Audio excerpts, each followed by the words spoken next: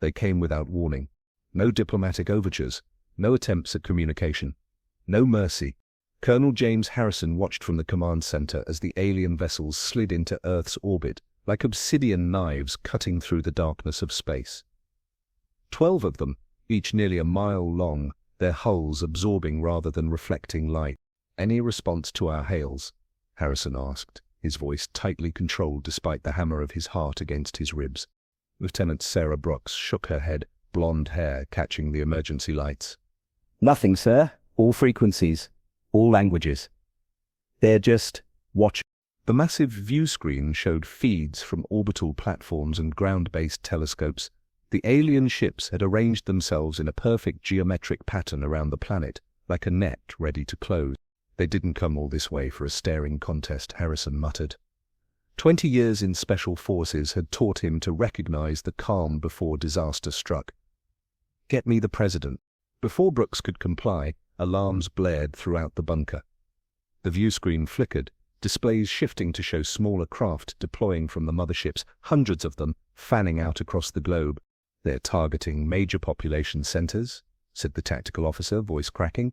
"New York, London, Beijing, Moscow, Tokyo." "Defense systems," Harrison barked, coming online, but the officer's reply was cut short as the bunker shook violently. Dust rained from the ceiling. Somewhere metal screamed. Harrison steadied himself against a console. "Report." "Denver's gone, sir." Brooks's face had gone pale. "Just gone." Satellite shows a crater 5 miles wide. A cold fist closed around Harrison's heart. 12 million souls. Gone in an instant. Paris, Cairo, Sydney. The tactical officer's voice was hollow now. "They're all being hit." Harrison's mind raced. This wasn't an invasion. This was extermination. "General evacuation protocols," he ordered. "Get everyone underground who can make it, and someone find me, Dr. Walker, now." Dr. Nathan Walker had been preparing for this day his entire career, though he'd never truly believed it would come. As the government's leading xenobiologist and physicist, he'd run countless simulations on alien contact scenarios. None had envisioned this level of immediate aggression. When the military escort arrived at his laboratory, he was already packing essential research materials. "They need you at the command bunker, Doctor," the soldier said, face grim beneath his helmet. Walker nodded, grabbing his tablet and a hardened case containing his most important research. "Any communication from them?" "Nothing we can understand." The trip to the bunker was a blur of smoke-filled skies and panicked citizens. Walker watched through the armored vehicle's window as people fled in all directions, some carrying children, others just running blindly. Above, something metallic and alien cut through the clouds, trailing blue fire.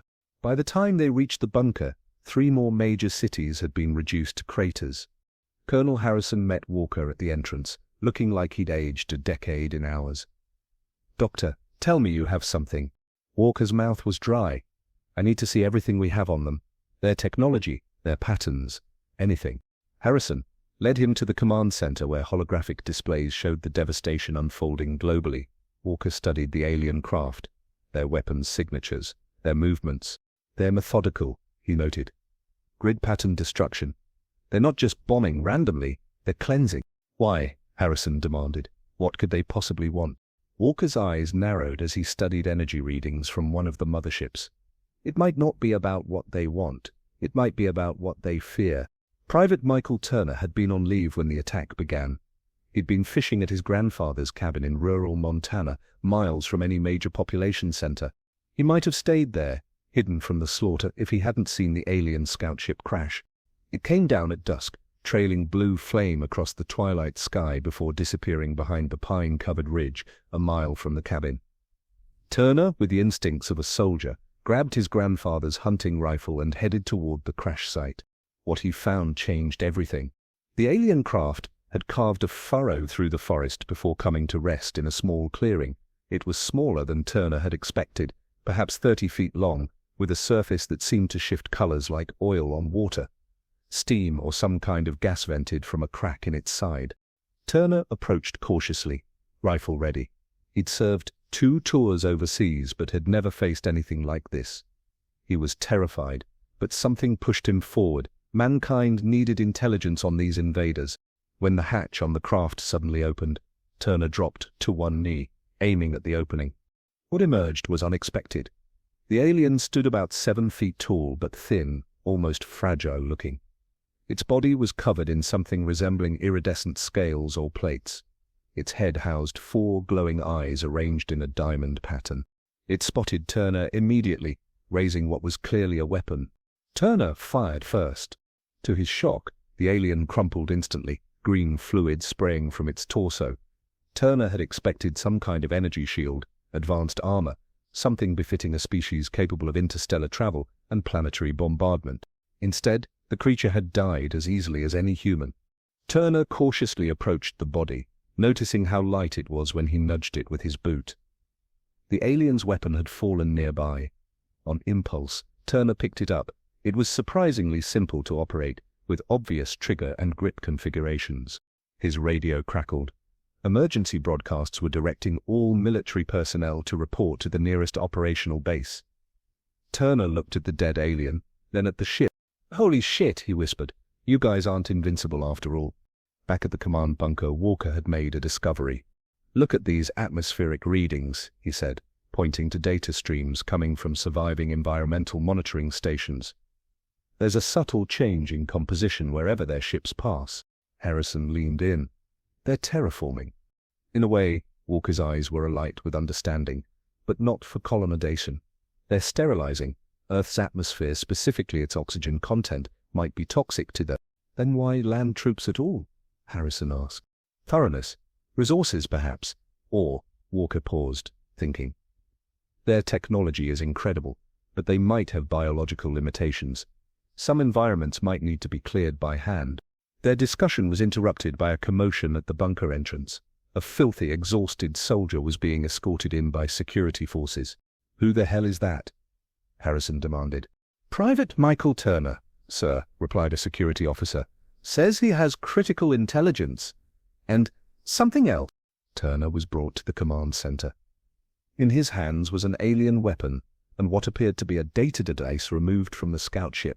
"I killed one, sir," Turner reported, his voice hoarse. "Just one shot. Regular bullet. They're not wearing any kind of armor underneath those suits." He placed the items on the table, and their ship was full of these. Walker carefully picked up the alien device, his hands trembling slightly with excitement.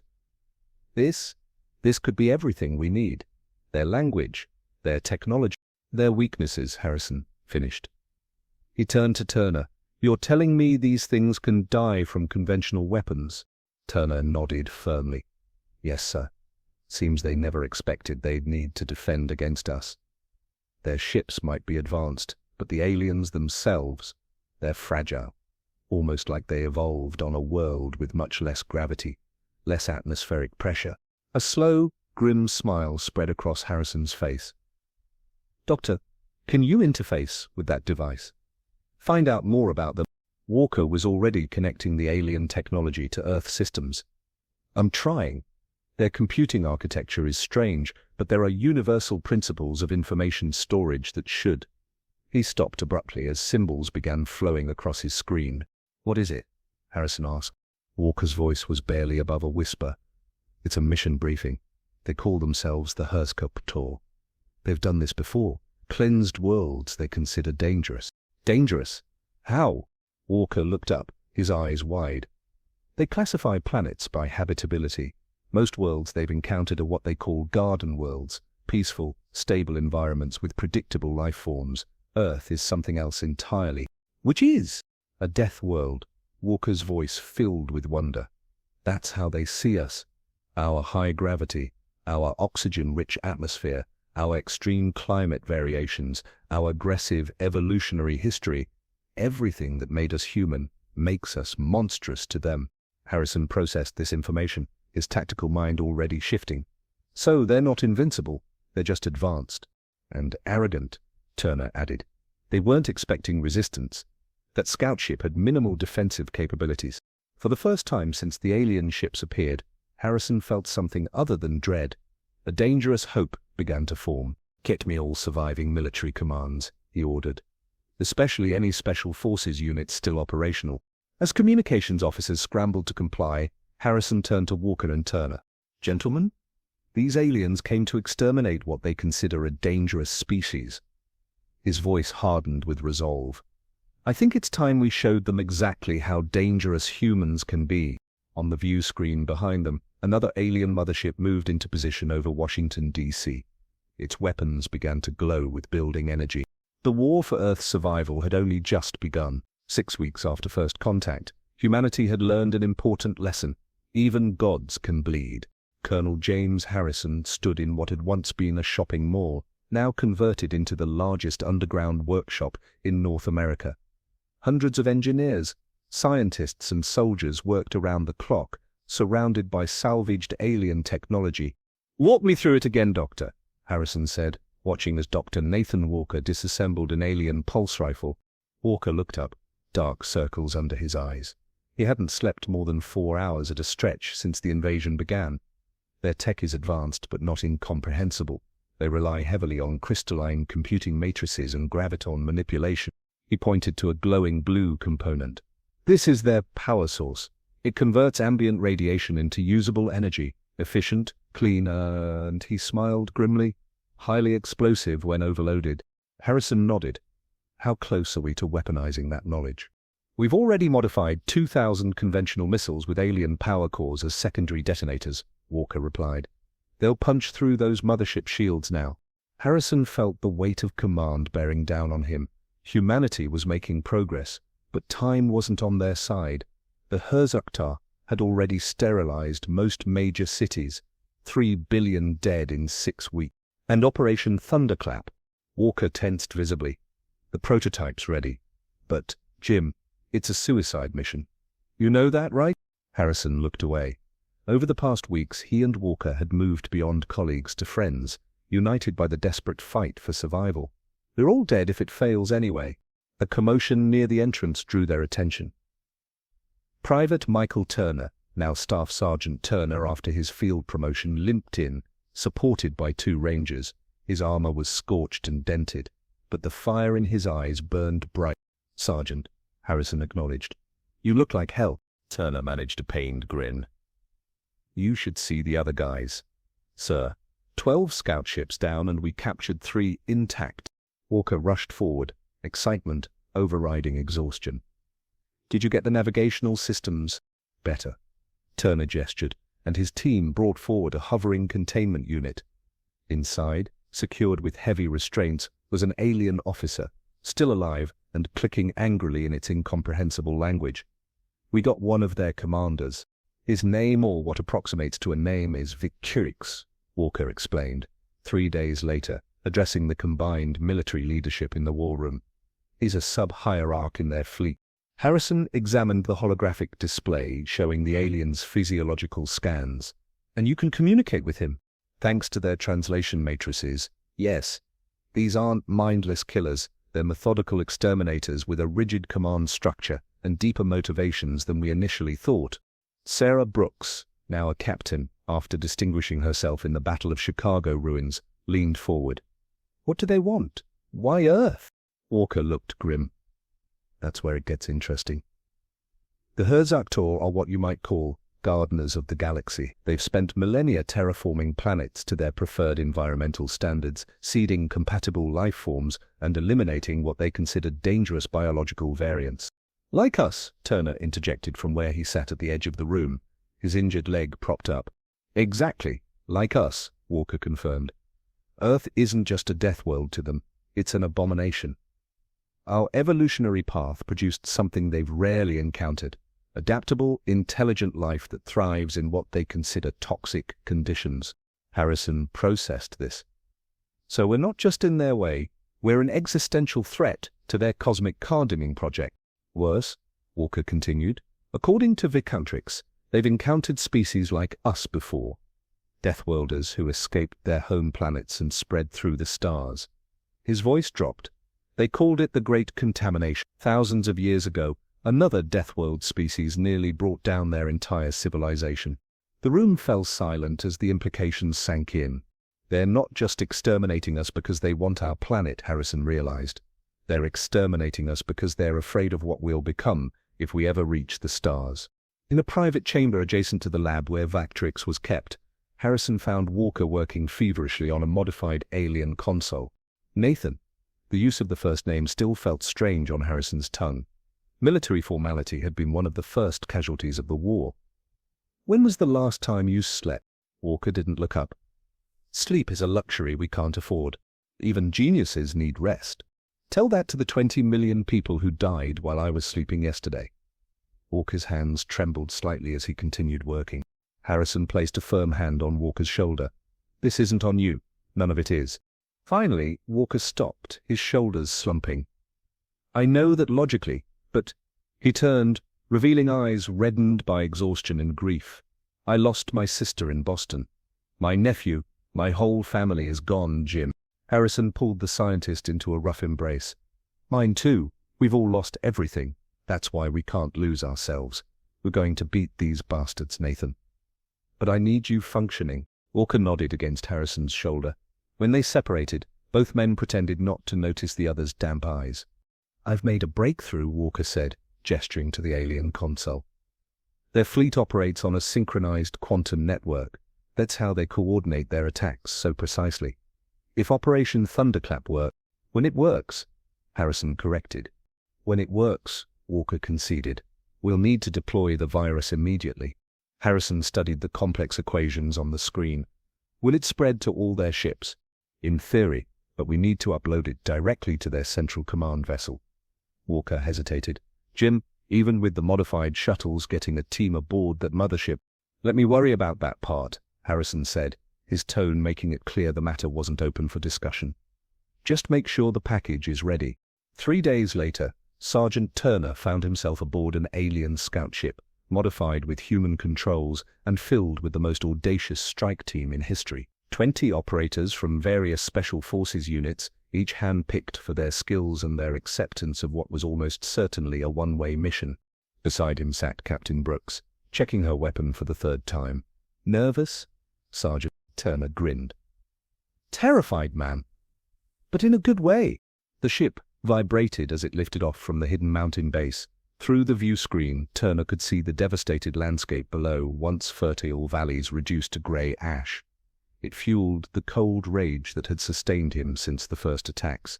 Approaching insertion altitude, announced the pilot, a former NASA astronaut. Activating captured IFF transponders. Let's hope they still work. Turner felt his stomach tighten as their small craft accelerated upward, breaking through the cloud cover into the upper atmosphere.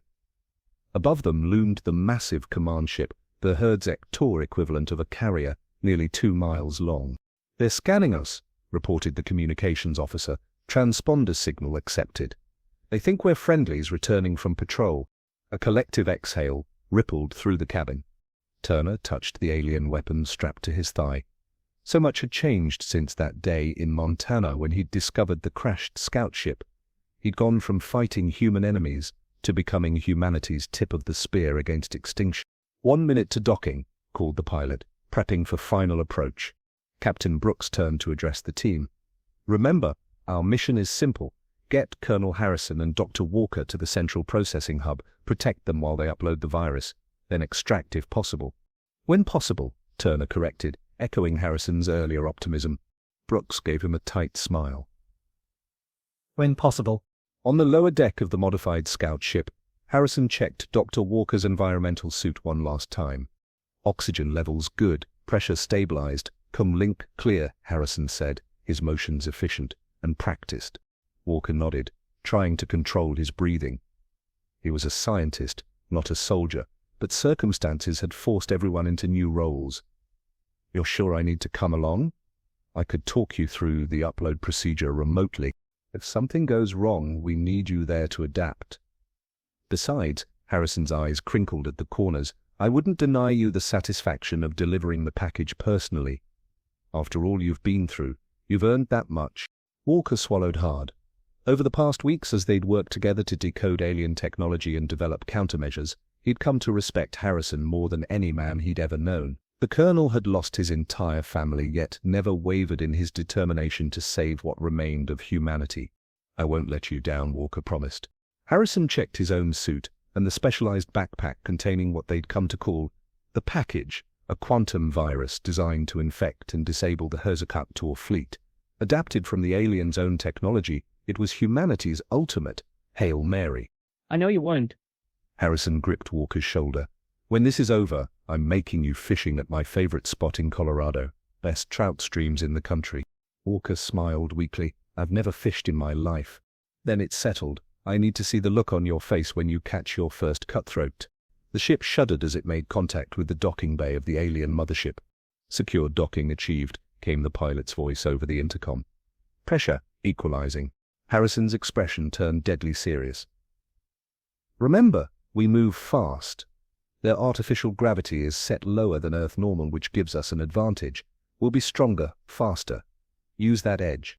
The strike team assembled at the airlock, weapons ready. Turner and Brooks would lead the initial breach, clearing a path for Harrison and Walker to reach the processing hub. Docking complete, announced the pilot. They pressurized to their atmosphere. Environmental suits active. Harrison moved to the front of the formation, drawing his modified alien pulse rifle. Operation Thunderclap is a go. Breach in 3, 2, 1. The airlock hissed open, revealing the cavernous docking bay of the Herzog command ship. Alien crew members turned in surprise, their 4 eyes widening at the sight of humans aboard one of their vessels. Turner fired first, his pulse rifle dropping 2 aliens before they could react. The team surged forward, using Earthborn strength and speed to devastating effect. Move, Harrison ordered, pushing through the chaos with Walker close behind. They battled through corridors of gleaming, organic-looking metal, following the path they'd memorized from captured ship schematics. Alarm klaxons wailed in alien frequencies as their Herzog realized they'd been infiltrated. Junction ahead, Brooks called out, consulting her tactical display. Central hub should be 2 levels up. Harrison nodded. Turner, take point. Brooks, watch our 6. As they approached a massive door that should lead to a gravity lift, Walker suddenly grabbed Harrison's arm. Wait! Something's wrong! This configuration doesn't match our intel. Before Harrison could respond, the door slid open, revealing not a lift, but a large chamber filled with armed Herzog soldiers.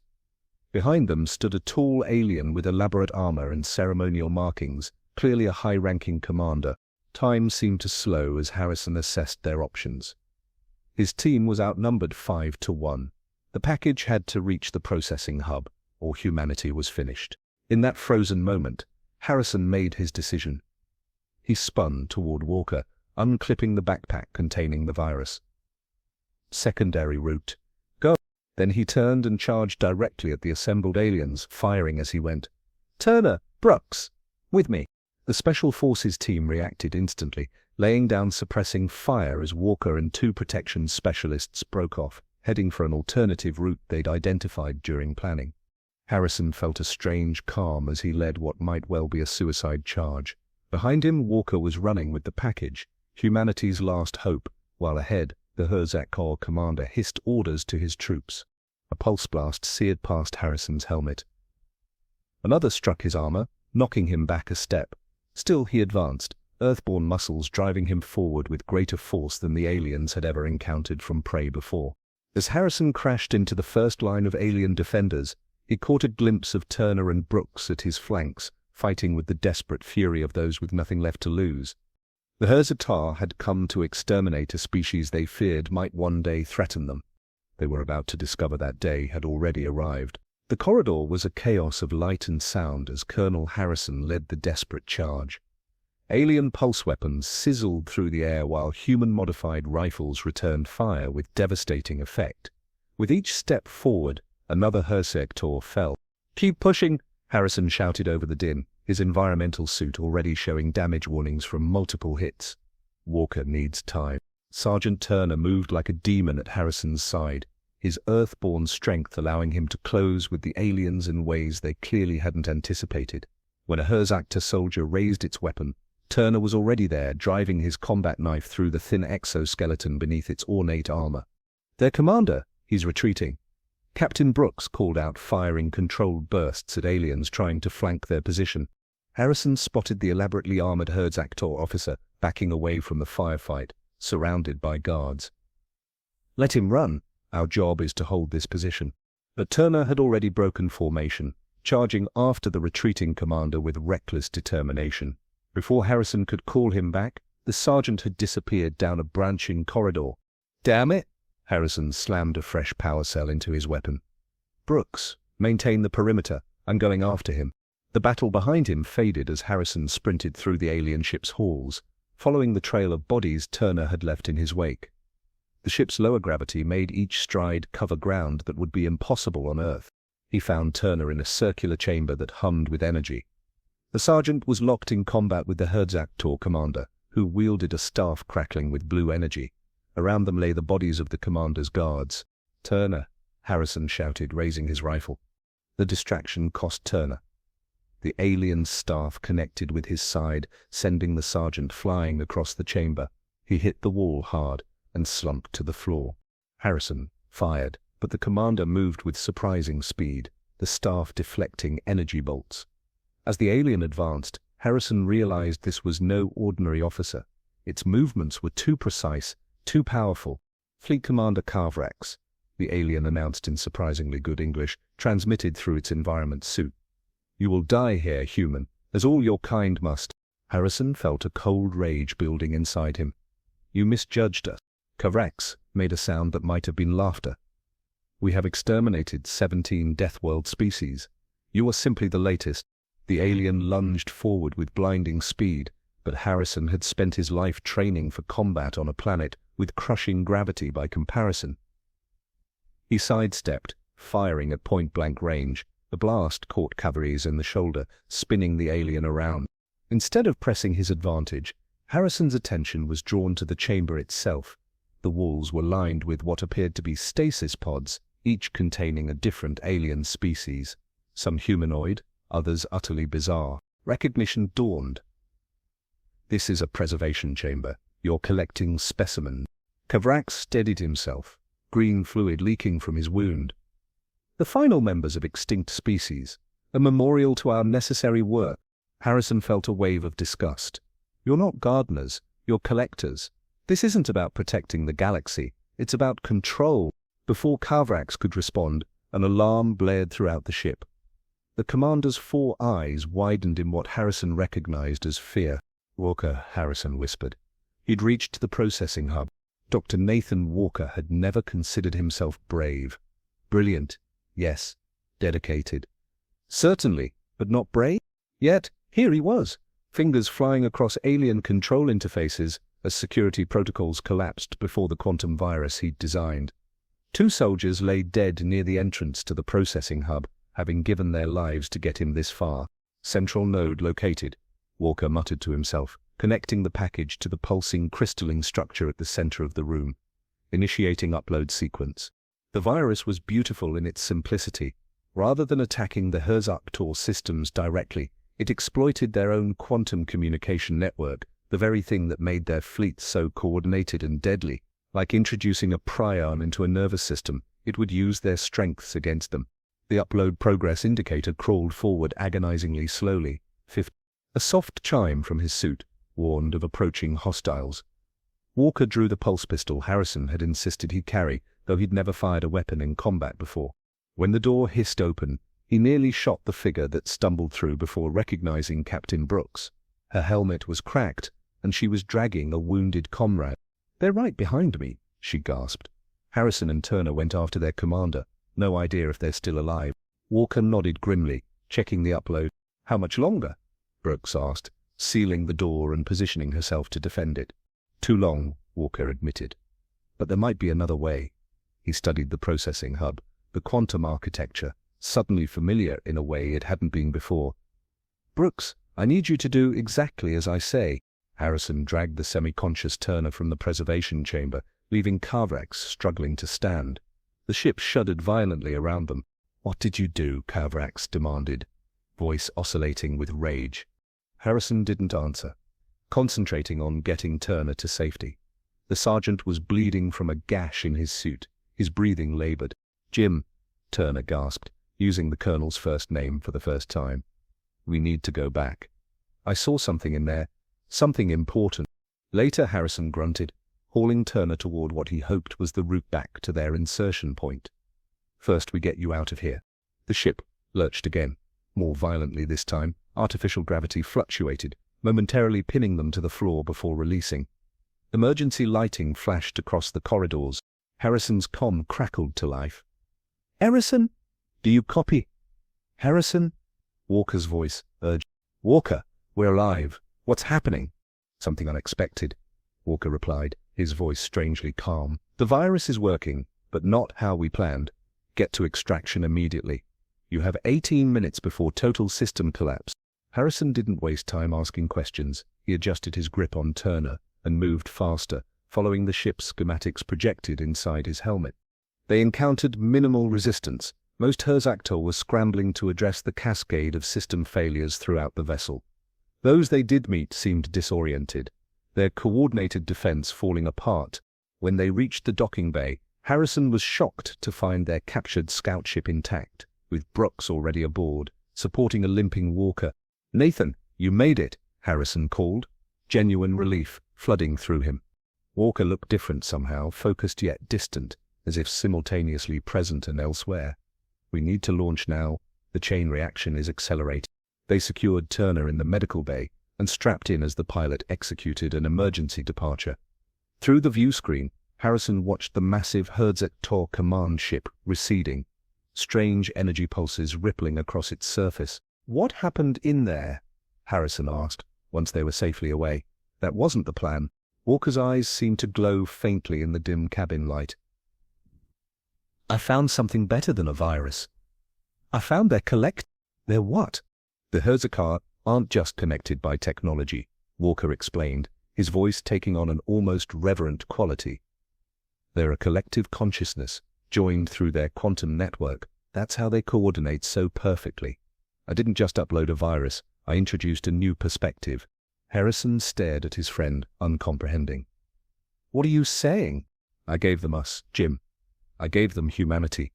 5 miles behind them, the Sark-Tor command ship shuddered one final time before going completely dark.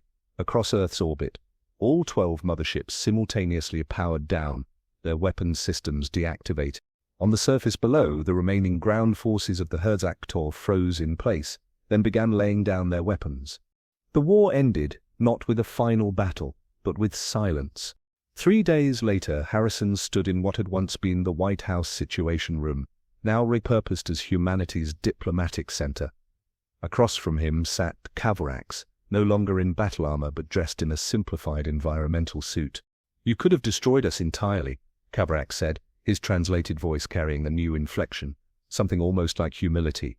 "Why didn't you?" Harrison glanced at Walker, who stood nearby. Since returning from the command ship, the scientist had changed in subtle ways.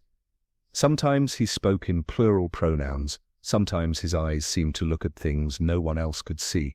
"Because that's what you would have done," Harrison replied simply, "and we needed to be better than that." Kavrax's 4 eyes blinked in sequence. "The information Walker placed in our network, we had no concept of what it meant to evolve on a death world. The constant struggle, the adaptability required, the cooperation necessary for survival." The alien commander's voice softened. "We thought we were creating harmony by eliminating potential threats. We never understood what we were destroying." 17 species, Harrison reminded him, anger still simmering beneath his diplomatic tone. "Yes," Kavrax lowered his head. "Irreplaceable diversity, lost forever because we feared what we didn't understand." Walker stepped forward. "Not entirely lost." Both Harrison and Kavrax turned to him in surprise. "The preservation chambers," Walker continued. "They contain genetic samples of every species the Herzaktor eliminated. With their technology and our adaptability, restoration might be possible." Kavrax seemed stunned. "You would help restore the very species we preserved after exterminating them." "That's what humans do," Turner said from the doorway, leaning on a cane as he entered the room. "We fix things, even when we didn't break them." 1 year later, the observation deck of the repurposed Herzakar vessel provided a spectacular view of Earth below. Harrison stood with his hands clasped behind his back, watching the patterns of light as night fell across North America. "Beautiful, isn't it?" Sarah Brooks said, joining him at the viewport. The captain's uniform now bore the insignia of Earth's new United Defense Force. Never gets old, Harrison agreed. How are the new recruits settling in? The human ones, or the Herzactor volunteers? Harrison smiled. Both better than expected. Turner's training program is breaking down barriers faster than anyone anticipated. Turns out, near extinction is a powerful motivator for cooperation. Below them, the rebuilding of Earth continued. Alongside it, something unprecedented was taking shape, a genuine alliance between former enemies. The Herzactor brought their advanced technology and cosmic knowledge. Humans contributed their adaptability and resilience. The door hissed open, and Walker entered, accompanied by 2 junior scientists, 1 human, 1 Herzactor. Colonel, Captain, Walker greeted them. I have news from Project Renaissance. Harrison felt a surge of hope. Project Renaissance was the ambitious attempt to restore the species the Herzactor had previously exterminated. The Nexari embryos are viable, Walker announced. The first of the 17 species will have a chance at rebirth. Harrison placed a hand on Walker's shoulder. You've done the impossible, Nathan. Walker shook his head. Not me. Us, all of us together. His eyes momentarily took on that distant look that had become familiar over the past year. The look of someone connected to something larger than himself. The collective continues to evolve. What the Herzactor feared most about Deathworlders has become their salvation. Our capacity for growth, for change, for seeing possibilities where they saw only threats. Harrison turned back to the viewport, where Earth rotated serenely. And what about the fleet? Any word from the expedition? They've located another Deathworld, Walker confirmed, a promising young species just beginning to harness atomic NN. In the old paradigm, they would have been targeted for elimination. And now they'll be offered protection, guidance, if they want it. The choice will be theirs. As Walker departed to continue his work, Brooks moved closer to Harrison. Did you ever imagine this is how it would end when they first appeared in our skies? Harrison shook his head. I was just hoping some of us would survive. And instead, we're heading to the stars. Not as conquerors or refugees, but as guardians. Ironic, isn't it? Harrison mused. They came to exterminate us because they feared what we might become, and in the process, they helped us become something better than we ever could have on our own. From the corridor came the sound of Turner's voice, jovially instructing a mixed group of human and Herzactor trainees. Life continuing, evolving, finding new forms. Earth glowed blue and green below them, its wounds slowly healing. Above, the stars beckoned, no longer unreachable, no longer harboring only threats. Do you think we're ready for this? Brooks asked softly. To help shape the galaxy's future? Harrison considered the question carefully. They had survived extinction. They had chosen mercy over vengeance. They were working to torture what had been destroyed. But the greatest challenges lay ahead. The power they now wielded, combined human ingenuity and Herzactor technology, could remake worlds or destroy them. The very qualities that had allowed humanity to survive on their harsh planet made them dangerous as well as valuable. I don't know if we're ready, Harrison admitted finally. But I do know this. The true measure of an advanced civilization isn't the ability to destroy your enemies, it's the wisdom to know when not to. Beyond the viewport, a new star seemed to flare momentarily brighter, as if in agreement.